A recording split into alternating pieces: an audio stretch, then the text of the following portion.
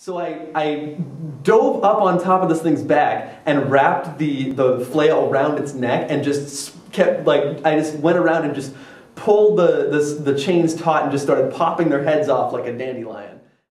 We really didn't know how any of them worked, so we just kind of best guessed it, and I just went on a rampage. Like, I created species of magical animals to do my bidding, and I was just crafting items together arbitrarily to make whatever effects I wanted happen. It was really a neat moment to roleplay because I was, like, you know, crouching on the ground, saying what my character was thinking and what he was saying and how he was reacting to the situation. It was something really fun to act out, and it was really fun to play with my imagination on it.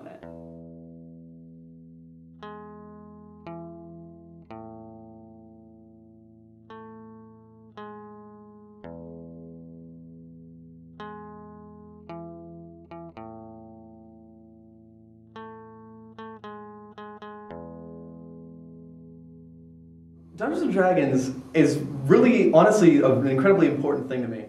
Good old-fashioned Dungeons & Dragons is really a way to get everybody around the same table. We're talking, we're interacting, you can see everyone's body language. It's just a really great social experience. D&D is a fantasy role-playing game where essentially you can be whatever you want and you can craft your own story, and that's part of the appeal of it to me.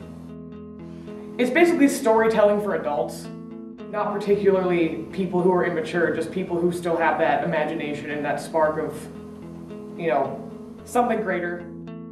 It's how a group of friends can have fun for almost no money. What D&D really does for people is it gives them this freedom to be something they could never be in real life.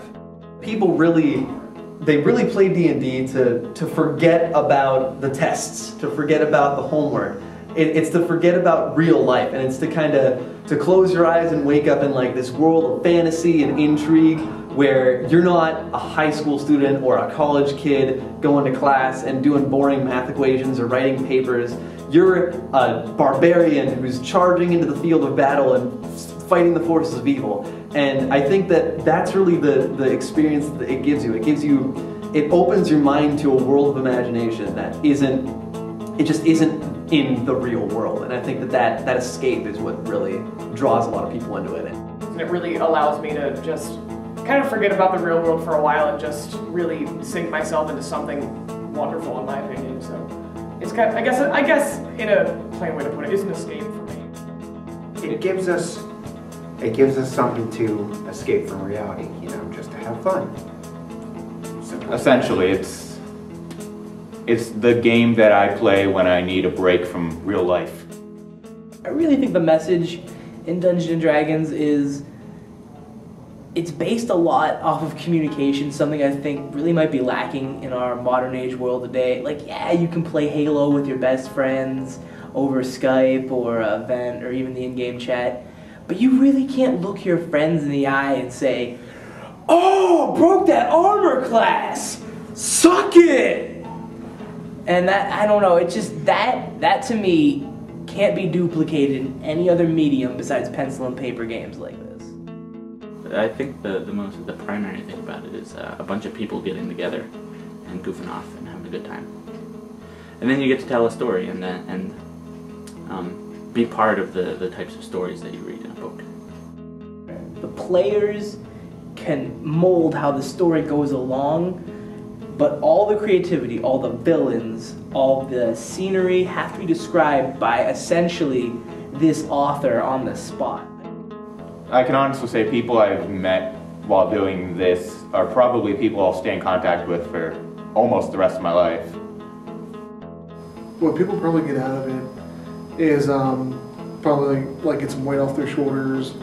Why not? Because it just helps them let them escape from the real life, to release some anger. It's a story that involves one person to tell the story and the other people to shape the story around it. So to me, I've been doing it for so long, God, it's memories, man.